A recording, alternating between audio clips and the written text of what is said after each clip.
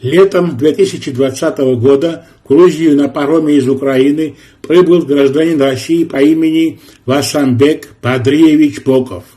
Мужчина 38 лет, уроженец села Саговщи Малгобекского района Ингушетии. Село расположено в 60 километрах от Магаса, столицы Ингушетии.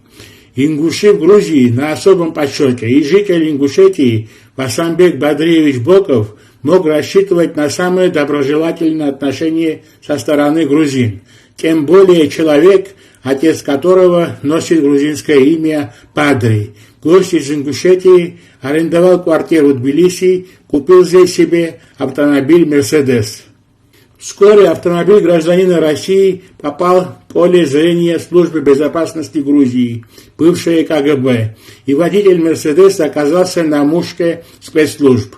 Камеры видеонаблюдения, которыми окутана вся столица Грузии, зафиксировали странные передвижения автомашины.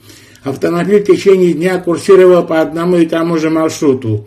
От здания, в котором расположена телекомпания «Товары Архи», бывшая телекомпания «Рустави-2», до жилого дома и обратно. Спецслужбы быстро вычислили. В одном здании работал, а в другом жил журналист Георгий Габуния, тот самый, который летом 2019 года в эфире телекомпании «Рустави-2» обматерил Владимира Путина.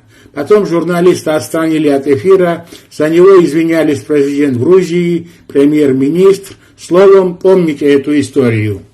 Оперативные сотрудники сели, как говорится, на хвост Васамбеку Бокову. В один из дней он отправился в Пантиси, где живут грузинские чеченцы. Явился в дом одного из старейшин Пантисского ущелья Хасо Хангошвили. Находился там менее часа. Старец рассказал, что у чеченцев стала традицией, когда кто-либо из чеченцев приезжает в Грузию, является хорошим тоном посещение соплеменников Пантиси, и ничего удивительного появления в доме земляка не видит. Говорили обо всем и ни о чем. Гость рассказал, что приехал в Грузию заниматься бизнесом, будет здесь покупать автомобили и продавать на Украине. «Будь осторожен», — напутствовал гостя старец. «Грузия не Россия и не Украина. Здесь всякие махинации, обман и мошенничество не проходят». Да, сложилась добрая традиция, когда российские чеченцы, бывая в Грузии, навещают чеченцев Пантиси, которых называют еще кистинцами. Но разве гость был чеченцем, а не ингушом, поинтересовались у Хасо Хангошвили. «Чеченцем», — ответил он. «Мы говорили на чеченском языке. Ингушского акцента я в нем не заметил. Его звали Васамбек?» «Нет», — ответил старец. Он представился как Ахмед. Служба госбезопасности Грузии продолжила слежку за объектом, его передвижениями и контактами. Более скрупулезно изучила загранпаспорт, выданный на имя Бокова Васамбека Бадриевича. Выяснилось, что человек с таким именем не рождался в селе Саговщи Малгобекского района Чечено-Ингушской ССР и вообще в природе не существует. Пало подозрение на изготовление поддельного паспорта, хотя сам документ, так называемая корочка, печать на паспорте, прочие защитные знаки являются подлинными. Поэтому, видимо, владелец этого паспорта ранее без проблем пересекал российско-турецкую, российско-азербайджанскую, российско-украинскую, российско-грузинскую границы. Причем, судя по штампам о пересечении границы, в Грузию приезжал несколько раз. Словом, паспорт настоящий, но с измененными данными. Такой документ мог сделать только сотрудник МВД или другое официальное лицо. Совершив свои дела в Тбилиси, Васамбек Боков собрался обратно в Украину. Купил билет на паром Батуми-Ильичевск на 14 июня 2020 года. Но сесть на пароход не успел. За 2 дня до отъезда, то бишь 12 июня, сотрудники службы безопасности Грузии провели спецоперацию, задержали Васамбека Бокова в доме, где он снимал квартиру, предъявили обвинение в подделке документов и подготовке преднамеренного убийства. Находясь в следственном изоляторе, Васамбек Боков прислал письмо на имя руководства телекомпании «Товары Архи», в котором работает Георгий Габуния. В послании, в частности, говорилось: в начале этого года мои близкие мне сообщили, что в Грузии, в частности в Пантийском ущелье, случился конфликт, который перерос в вооруженное противостояние. В этом противостоянии погиб один человек, что еще больше усложнило и так накаленную ситуацию. Нависла опасность, что конфликт приобретет еще больший масштаб и будут соответствующие последствия. В этом чрезвычайном положении я решил приехать в Грузию, чтобы урегулировать этот конфликт мирным путем. Васамбек Боков также написал, что он собирался заняться в Грузии автомобильным бизнесом, купил машину и собирался купить вторую, чтобы перегнать на Украину. Для этого, по его словам, семья ему даже прислала деньги, однако пандемия коронавируса нарушила все его планы. Что касается Георгия Габуния, Васамбек Боков отрицает какую-либо связь с ним и не признает предъявленные ему обвинения по делу о подготовке убийства скандально известного журналиста. И вот на Медне Служба безопасности Грузии на своем сайте опубликовала сообщение о том, что задержанный в Грузии гражданин Васамбек Боков и обвиняемый в подделке документов и участии в подготовке заказного убийства в действительности является Магомедом Гуциевым. Интернет-издание Грани.ру провело собственное расследование и вот какую информацию опубликовало на сайте. Гражданин России Магомед Гуциев в сентябре 2007 года средь бела дня в Москве около дома номер 4 на улице Бориса Галушкина убил некоего Алтудова.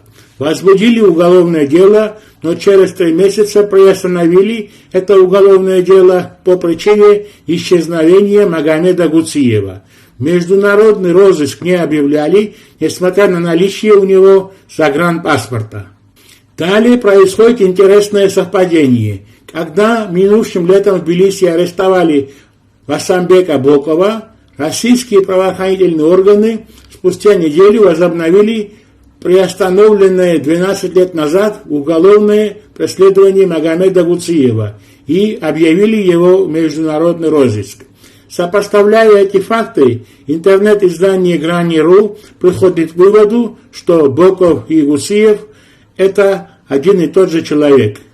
На сайте Грани.ру также сообщается, что Магомед Гуциев, когда жил в Москве, по состоянию на 2001 год у него было внушительное место работы – Управление по эксплуатации административных зданий и жилищного фонда при управлении делами президента России. Магомед Гуциев в Тбилиси контактировал с живущим в Грузии чеченским беженцем неким Хасаном Халитовым. Когда арестовали Гуциева, Халитов получил из Грозного переводом $5000 для адвоката. Деньги прислал человек, который назвался как Казбек Дукузов.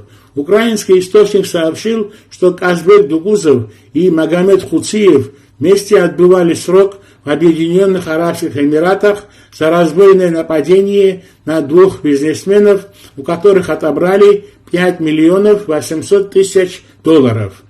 Когда арестовали Васамбека Бокова, который потом окажется Магомедом Гуциевым, генеральный директор телекомпании «Товары и Архи» Ника Гварамия заявил, что он думает, что готовящееся покушение на его заместителя Георгия Габуния – дело рук Чечни Рамзана Кадырова. Рамзан Кадыров не стал медлить с ответом. На своем канале Telegram написал: «Господа, поверьте, если кто-то действует по моему поручению, он его выполнит. А если задание надо исполнить тихо, то никто, и уж тем более находящиеся в глубоком застое вашей страны, об этом не узнают». Слова руководителя Чечни поняли так, что если бы он заказал, то сегодня не было бы в живых Георгия Габуния. Так как Георгий Габуния цел и невредим, значит заказал не Рамзан Кадыров. Его люди умеют исполнять задания тихо и незаметно. Не является новостью, что чеченцы по отношению к грузинам ведут себя агрессивно. С оружием в руках заходят на территорию Грузии, чтобы убивать мирных грузин. Так было в Абхазии, где не просто убивали грузин, а отрезали им головы и играли ими в футбол на стадионе в городе Гагры. Чеченский батальон «Восток» во главе братьев Эмедаевых во время российско-грузинской войны 2008 года гусеницами танков перепахал пол Грузии. Дошли они до горы, а потом еще незваные чеченцы трубили на весь мир через СМИ, как грузины бежали от них в трусах. И вот теперь чеченец Магомед Гуциев, переобувшись в ингуша, вступил на грузинскую землю, чтобы выпустить кровь еще из одного грузина. Приходится лишь сожалеть, что чеченцы все дальше и дальше отдаляются от Грузии. Соответственно, чеченцам, которые по ту сторону Кавказского горного хребта, Грузии не рады.